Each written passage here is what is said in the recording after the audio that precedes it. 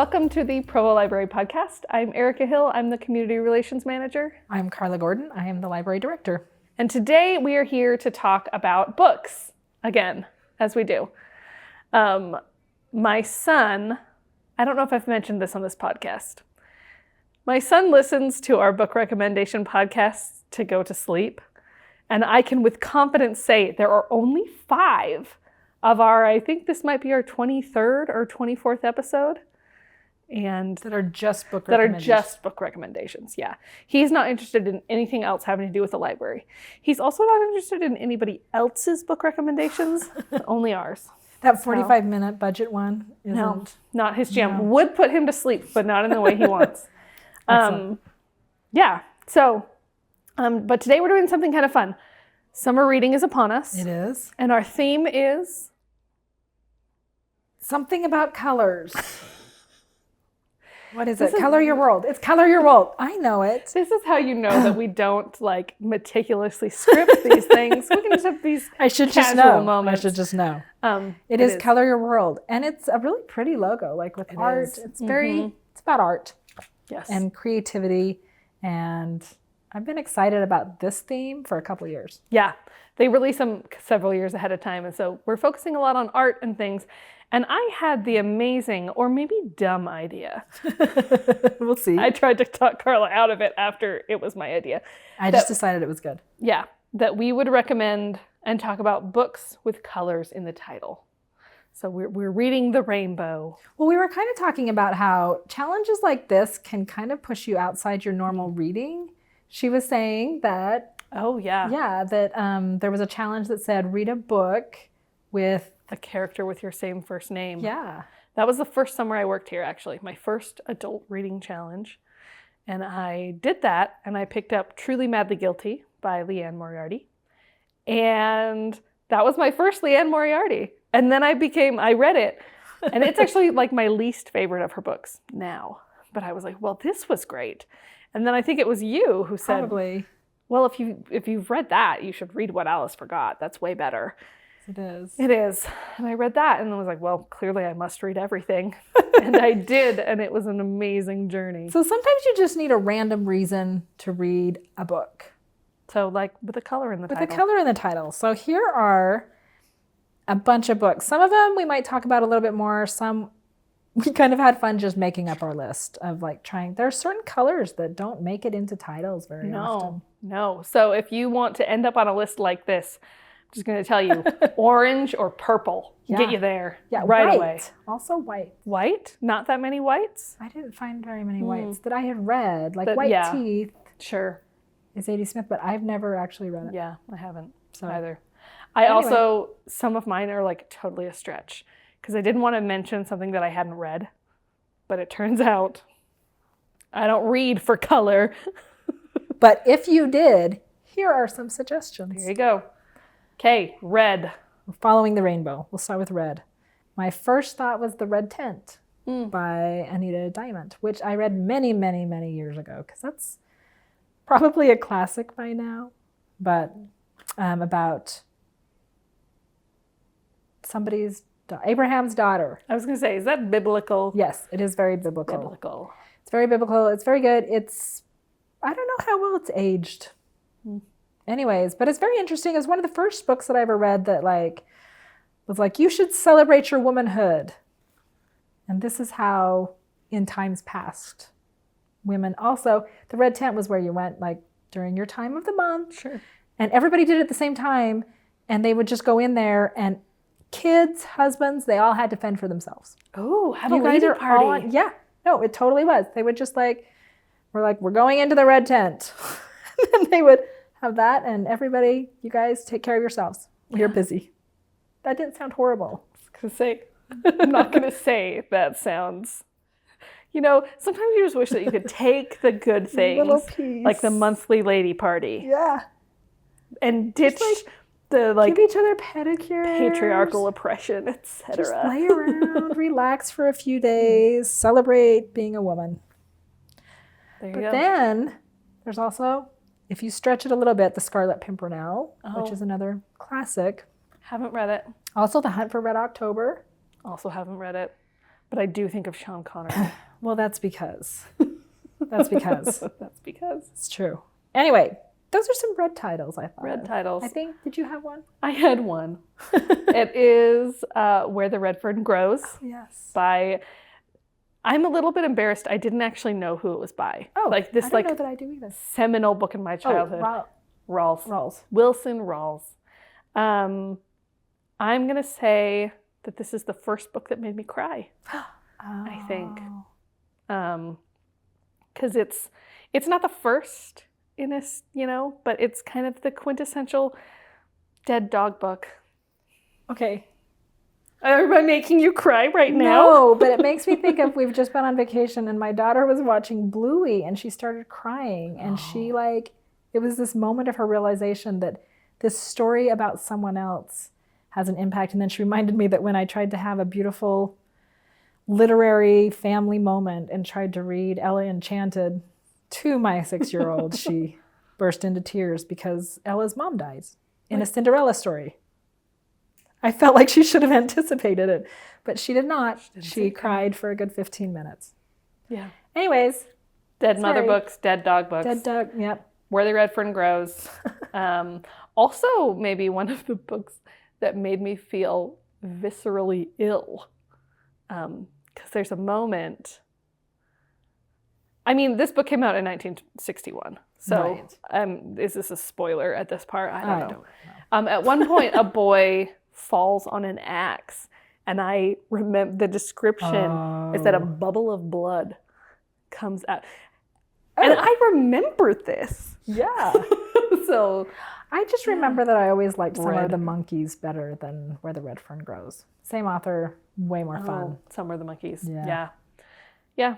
But I did love this book, read it many times.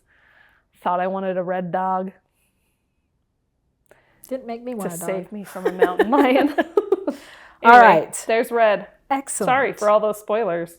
Also, it's a very old book. Orange. Orange is hard. Orange was hard. But I did several years ago read City of Orange by David Yoon, and I had to go back and read what it was about because I didn't remember. I remembered liking it. It's very interesting. It's a post-apocalyptic book about a guy that wakes up and doesn't remember anything. Kind of like how I remember nothing about the book, but he remembers nothing. And then through his journey, you kind of get a sense that he's probably in some place like Los Angeles, but he's trying to piece together where everybody is and what's going on. And he does run into some people and starts getting parts of his memory back. But it's kind of a thinker. It's not action-packed or anything, but it's very interesting and has orange in the title, which is what qualified uncommon, it for this list. Which is uncommon. Yeah. I couldn't think of one except for Orange, Pear, Apple, Bear. Which I don't know this book. Oh, you don't? No. It is cute. It is a board book. I don't even think, it's not even just a picture book. I think it's only sold as a board book. Okay. And those are all the words. There's one more, actually, at the very end of the book. No spoilers. It says, I'm going to spoil this book too. At the very end of the book, it does say there. Oh, okay. But it's Orange, Pear, Apple, Bear, and then they just reconfigure those words and change the pictures accordingly. So Orange, Pear, Apple, Bear is a bear holding these 3 fruits. And then there's Orange Bear, or Pear Bear, Apple Bear. At one point the bear is orange. At one point the bear looks like a pear. At one point it looks like an apple. And so the illustrations change and morph based on how the words are configured. That sounds delightful and shorter than City of Orange. Yes, very less post-apocalyptic. Excellent. That wasn't really the one I wanted to necessarily recommend, but I just did. I will just give a shout out to the Amber Spyglass, which is not strictly orange. That's true. But is part of the His Dark Materials trilogy, which I love. Have you read it? No? I mean, children's lit, man. Children's lit. It is You know what is really crazy about that, though, is that the first one, The Golden Compass, straight ahead middle grade. Like, Right. adventure story, see why it got adapted into a movie, though the movie, terrible. The HBO series, great. Okay. But yeah, that first one, like, is about Lyra, and it's in a world where people's souls are outside their body in the form of an animal, which is a very, like, accessible to kids, this kind of like, oh, what animal would you have, you know, Sure. thing. And she goes on this adventure, sans parents. And then they get weird. They get weirder and weirder. And the Amber Spyglass is the weirdest of all. And like, you're reading it and it's like, oh, Because the Golden Compass is the first one. The Golden Compass, the Subtle Knife, the Amber Spyglass. And I'm going to say that the Amber Spyglass is not what would have been a good title for that book, but I think that they liked objects with an adjective. Sure. So, Okay. yeah, it's Well- weird. And there's a lot of religious people that, like, Philip Pullman, the author, is clearly not a fan of organized religion. As a religious person, I'm not bothered by this story. I don't feel attacked or whatever, but some people do. So Yeah. I guess take that. Well, there's orange for you. There's orange, amber. It's fine. Yellow. Yellow. Okay, I did find a really good book that I think I've read, but it's been a very long time, or it's just been on lists that I've seen many times. But that's The Yellow Star by Jennifer Roy, which is a biography about a child survivor of the ghetto, one of the Polish ghettos. Uh-huh. And they had to wear that yeah, yellow I've star. heard it's really good, or I remember it being really good. Sure, but it has yellow in the title. There you go. If I was just like talk about a book that I actually remember reading, I was going to stretch it into Yellow is Lemon. Oh, And yep. The Particular Sadness of Lemon Cake is one of my favorite books. I'll give it to you. Thank you. Because that's about a girl that tastes, when she eats something, she feels what the preparer felt when making it. Oh, lots of rage in my house. So her probably. mom would fix her lunch, and sometimes she didn't want to eat it because of what her mom was going through. And then she grows up, but she starts eating like prepackaged food. She would sometimes get something from like someone working in the factory that had like been with the food, but so much it of would it be is done by machine. And kind of like how honeys can taste very different, but honey from the store always tastes the same because there's so many ingredients in it. I don't know why honey. Anyways. So it's very, very interesting as she maneuvers through other people's feelings, like when you're assaulted by people's feelings like that, how would you deal with that? It is one of my favorite books. It's very good. I should read it. You should read it. When I'm feeling Lemony? lemony. Lemony is going to come into play later in this book, later in this list. This is also a stretch for me because I couldn't. Yellow. Yellow is hard. Yellow is hard. The Golden Enclaves, which is apparently I like talking about the third book in various. And your least favorite. And my least favorite. It is. But the Golden Enclaves is the third book in the Scholomance trilogy. So the first one was A Deadly Education. Deadly Education, then The Last Graduate, and then the Golden Enclaves.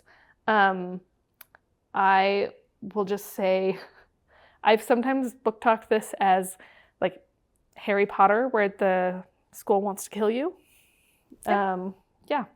If you love magical schools and sassy teenagers ultimately saving the world, this series is pretty great. It is pretty good. I think it's very interesting, and I don't know if the Golden Compass is like this too, but like I remember Deadly Education really well because I really liked it. And I know I read the whole trilogy, but I kind of lost steam. I feel like I'm like that with like the one about the girl that kills other kids in the arena. Oh, Hunger Games? Hunger Games. I couldn't remember the title of Hunger Games. The one about that girl. I think I just read the new one that just came out. Yeah, it was good. It was good. I really liked it. What was it called? Sunrise on the Reaping. Thank you. Oh, that's sunrise. Oh, Yellow. We got it back around. We tied another one in there. Wow. Okay. Let's move on to green. Okay. I don't even feel like we finished that thought. Sometimes the strongest book, I have actually felt this way a lot about trilogies. Sometimes the first book in the trilogy is the strongest one because, and this is my theory, I could be wrong, but like a lot of times, like that's the one that you workshopped. Like you spent the time, you had the time to write it, you thought about the concept, you sold it to a publisher, and your editor worked with you on it. And then once that book hits shelves, if they liked it, now there's a timeline because you want those next 2 books to come out a year after and a year after. Do you think it's also the investment that the reader puts into it though? Because like you get this new exciting thing and it's like this new world and this new concept and then the story goes on. Yeah. And maybe it doesn't feel as fresh and new because it's not. Yeah. I can see that too. I also think sometimes like one of my favorite books is The Giver by Lois Lowry.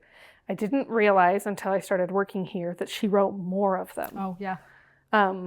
Several years after the fact. One of them we could mention is Gathering Blue, but I don't want to because... You don't like it? I don't like it. Because sometimes an author creates this world of possibilities, and then the places they choose to go with it are like, ma'am, or sir. Yeah. Like, I feel you could have done so much I feel like differently Ender's with Game this. kind of does that to me too, because I feel like it's this like kind of fun game, or not fun game. Children killing other people. It's fine. Just genocide. Fine. It's hilarious. It's fine. Anyways. But you have like the story with the kids, and then it takes off on these whole, like it gets a lot deeper, which is fine, but it seems like a weird way to take after the first book. Yeah. If you loved Ender's Game because of the adventure and the something, like you were going to hate Speaker for the Dead. Yeah. Yeah. Yeah. Okay. Let's talk about green. I'm going to let you take the first green one. Okay. The one, this was like the easiest one for me to think of because it's Anne of Green Gables. Which she was shocked I haven't read. Carla hasn't read it. I watched the movie so many times. Yeah. I'm very familiar with Anne of Green Gables. I just don't think I ever read it. And I do know that there's differences, and I know there are differences. What the differences are. Yeah. I've talked to people a lot about it. For some reason, I've just never like picked it up. I think Anne in the book is funnier than Anne in, so I was like aghast when you hadn't read it. And then I don't even know why I felt that way because I didn't read it till my 20s. Okay. So it's not like I like read it tons growing up. Pride and Prejudice I didn't read until my 20s. Yeah. But I was very familiar right with the BBC version, which is almost, in fact, when I read it finally, I was like, oh no, this is word for word. Yeah. But Anne of Green Gables is not like that. No, though close. I mean, but there's other kids. There's others, like, I don't know. Yeah. I think Anne is funnier in the book. Like the first time I listened to the book, I was like, oh, this is funny. There are moments in the series, with Megan Fellows, that are funny. Yeah. But really, she's not that funny. She's kind of almost pretentious. I can see that. She's not in the book. Yeah. Interesting. But Anne of Green Gables, it's just lovely. The first one I thought of was Sir Gawain and the Green Knight, and I just remember really liking it in my AP English class. It's probably like a standout in a sea of other, like, they made me read this, they made me read Maybe, this. But after that, today when I was looking back at my list, I did remember Green Lights by Matthew McConaughey. All right. He is, you should listen to the audiobook. He is very fun to listen to. I agree that positive things happen to positive people, which is kind of his whole take on life. I also would like people to just acknowledge that some people are just very lucky and get some breaks that other people who also work very hard and are very positive about life don't get. Yeah. So there's a little bit of that, but it is fun to kind of just hear his take on life, and that was good.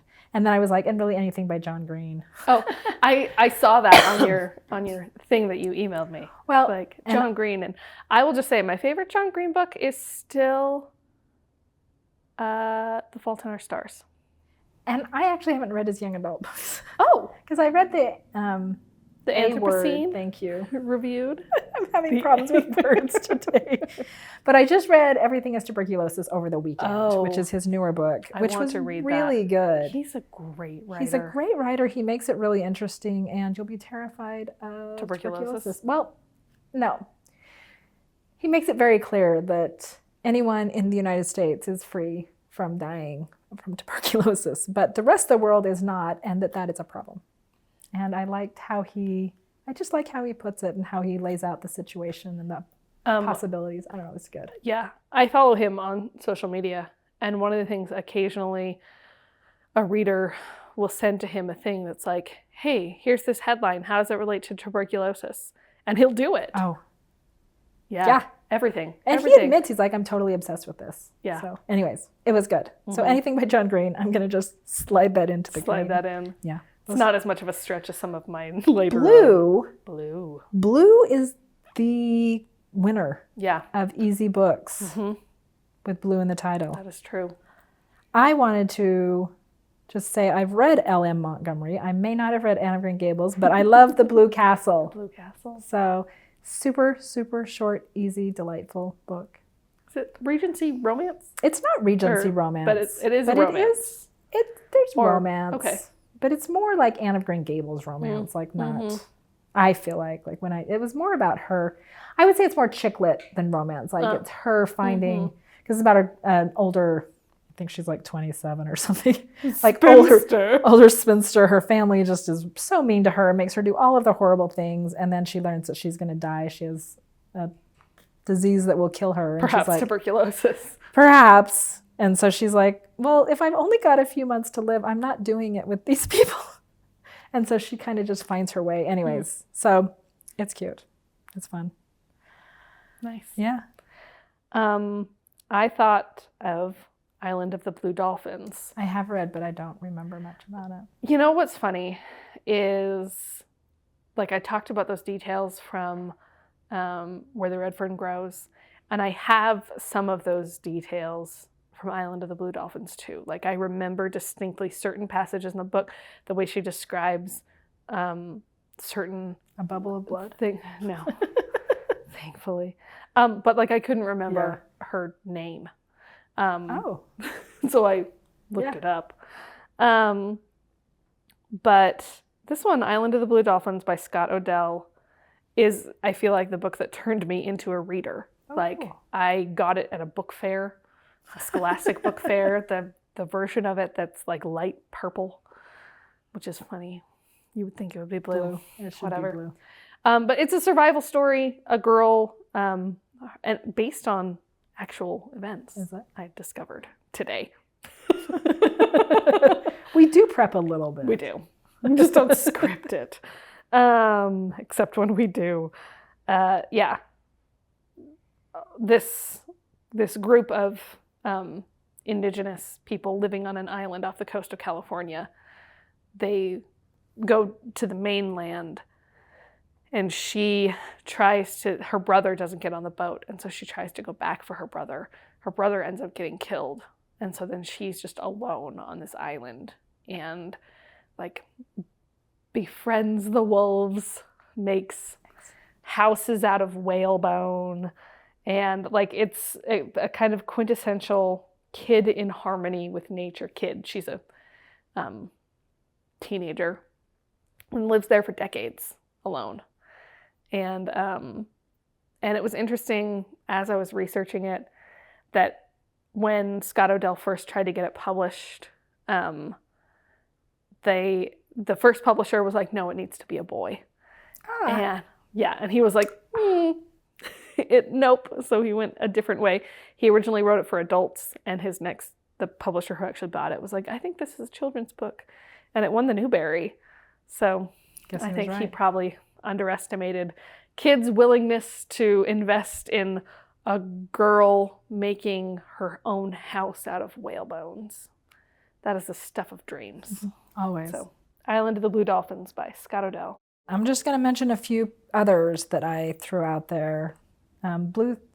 Spool of Blue Thread by Ann Tyler is just a family drama about how our lives are tied together through generations. The Blue Sword which I really like. Robin McKinley.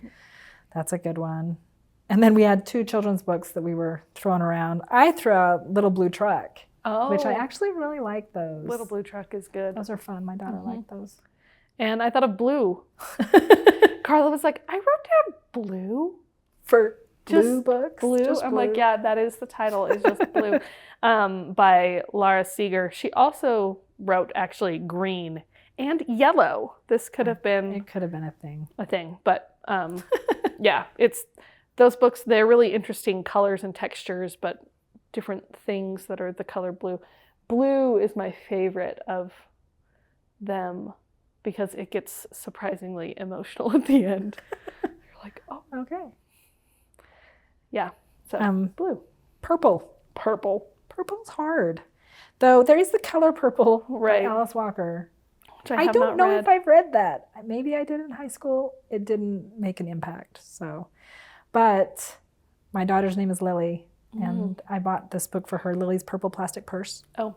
By Kevin Hankes. Hankes? Sure. Yep. Delightful man. Does not have an email address. Not even joking about that. Not even joking about when we had this is the kind of great content you get on a podcast, right? We had him here for Children's Book Festival in 2014, I think. And anytime we needed, because when we have people here, we need like a W-9, like these vendor forms, whatever. And it was just... Get the plane tickets and all this stuff. And it was taking forever. Like taking literally forever to get any of these details finalized. And I remember our director at the time was like, is he going to bail on us? Is he like, what is happening? But it's because he doesn't have email. Like, so we had to snail mail. Yeah. So we'd email it to his publicist. She would snail mail it to him. He would fill out the form, snail mail it back to her, and then she'd email it to us. And that just takes longer. But do you know what? That he talked about it because we were like, really? No email, man? And he was like, no.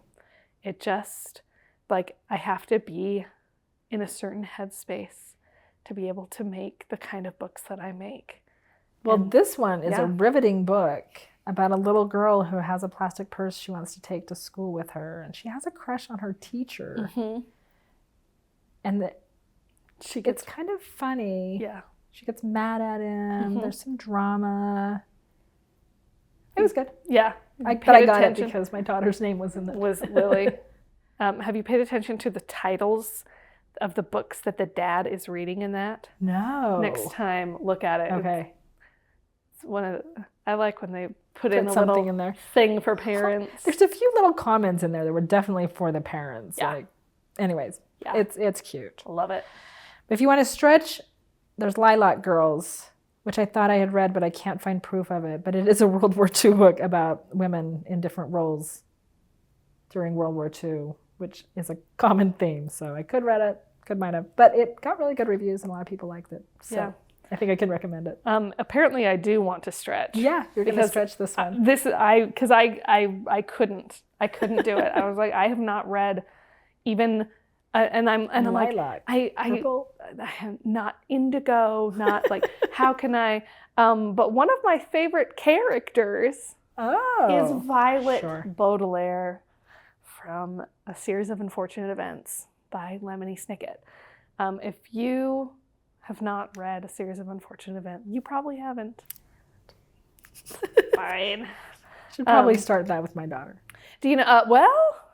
Wait until she's more jaded and sarcastic. Excellent. Because the books are, like, they're funny. And it's a narration style that is really funny. The narrator is very much, like, people would describe, like, he's a character, but actually he is a character in the books. He becomes, but really funny writing style. But also, like, Series of Unfortunate Events. Like, these amazing, resourceful, resilient children have, like, only bad things happen to them. And there's 13 of them, I think. So if my daughter cries during a Bluey episode, she may not be appropriately jaded for this series yet. Yeah. Because like every book almost ends happily. And then no, it's a series of unfortunate events. Something horrible happens. Poor Violet. And there's Violet. Violet's the inventor.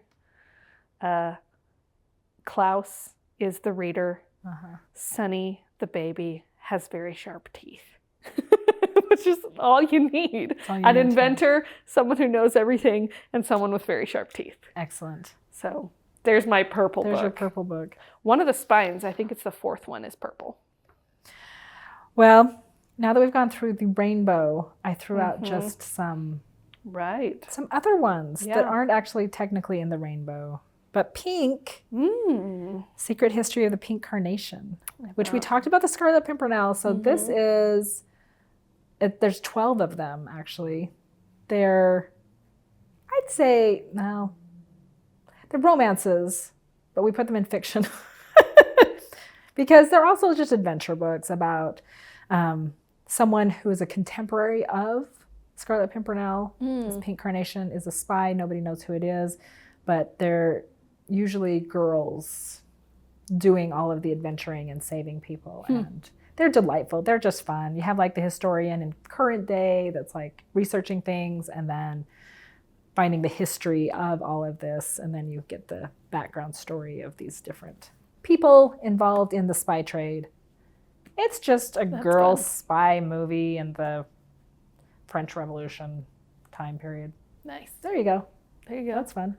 Pink. Sure. We've got a lot of black. Black. There's a lot of black. Yeah. In various titles.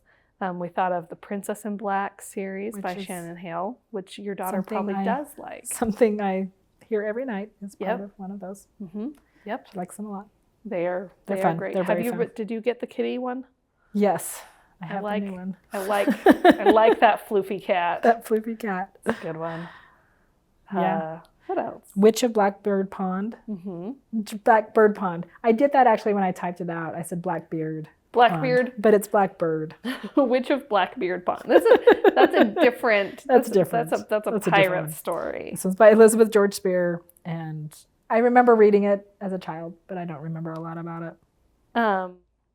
We also talked about, I said The Black Witch by Laurie Forrest, which I will admit is the first in a trilogy, and I've only read the first one. And I've heard that they get silly.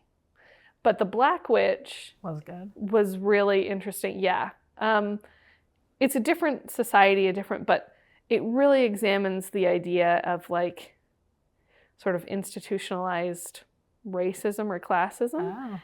And the main character comes from a place where she was taught certain things and then has her mind kind of opened to the possibilities that some of the things that she may have been taught all her life might not be true. Interesting. So it's really good. It does veer more into romance, I think. That's the silliness. That happens. Yeah. Spinning Silver. Another Naomi Novik. Oh boy. Naomi Novik. She's really good. She also wrote the Skullman. This is we talked about. Rumpelstiltskin.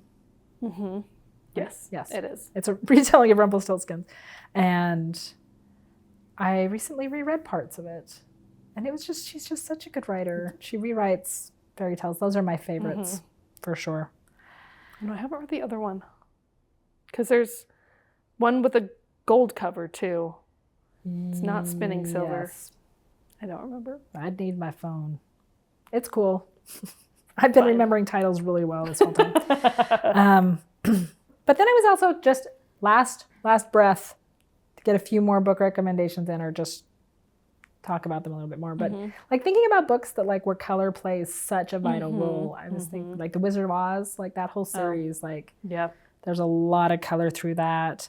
The Book Thief actually has a lot of color written into it. The Giver, which you mentioned before. My favorite. Of course. Just stop after that one. Don't read the other three. Anyway, colors in books. Yeah. It's kind of a fun concept. It is. Thanks for letting us talk about it for probably far too long. Well, you know, like I said, now, if for no one else, now there's another episode for my son to fall asleep to. Hopefully you did not fall asleep while listening to this whole thing. Sure. Are we done talking about books, or do we want to talk about non-colorful books? We could talk about non-colorful books. What are you reading? I mean, you just finished. I did finish just Everything is Tuberculosis, but I also just finished We All Live Here by Jojo Moyes. Oh. Which I hadn't read. I didn't like her last one. I can't remember what it was, but I didn't love it as much. This one's actually fun. It's kind of a romance more, but there's a woman, her husband's left her to have a baby with someone else. She has 2 daughters. They're teenagers-ish. And then her mother has passed away, but her mother's husband, so like her stepfather, has moved in. And then her actual father, who is kind of a terrible person, but an actor that is out of work, also moves in. Oh. And her house is an old house that's falling apart. And she's supposed to write this book about how she's now divorced and her social life has just expanded and things keep going wrong. And it's just fun. I think summer read. I mean, it sounds light and fluffy. Crumbling house, estranged father. Sounds like the stuff of summer read. Yeah. All of the things are going wrong and she's trying to put her life together. But it's funny. Okay. When it's not happening to you. No, it was good. I liked it. I think you and I have different ideas of what is a fun. Just kidding. I'm sure it is funny. I mean, I've read Jojo Moyes. Yeah. She is very funny. Yeah. Can be. She can be. She can also make you cry. Yeah. This one did not make me cry. Yeah. This is not one of those. Give her stars. Is that her? No, You Before Me. Well, yes. Oh. I'm pretty sure she wrote Give Her. I'm pretty sure she wrote a Pack Horse Librarian. You're right. She did. She did write a Pack Horse. Yeah, you're right. Yes. That one didn't make me cry. I don't think. I mean, it's very sad the way they treated people. Yes. What are you reading? I just finished. I don't know. Am I proud of it? I don't know. It's fine. Own it. I know. I just read Battle of the Bookstores by Allie Brady, which is I'm not ready for something that came out in my lifetime to be retold or adapted, but it's sort of an adaptation of You've Got Mail. Okay. So competing bookstore owners, there's a coffee shop in the middle. Their like landlord, who actually owns all the businesses, wants to tear down the walls but only keep one manager. So it's kind of like whichever bookstore has the better profits at the end of this quarter gets the job.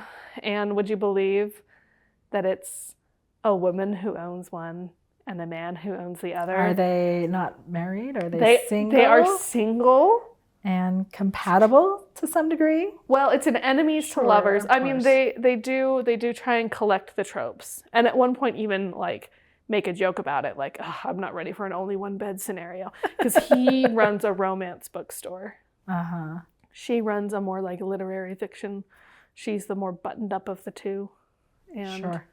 But they are also corresponding with each other on book friends. Something. Goodreads, basically.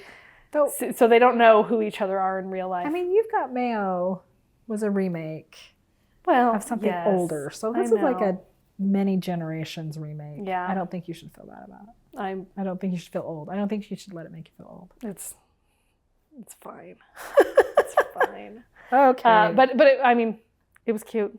Good. It was a romance. Yeah. Funny. At times I did laugh out loud. Excellent. So there you go. Okay. Read some colorful things this summer. Yeah. And we'll see you next time.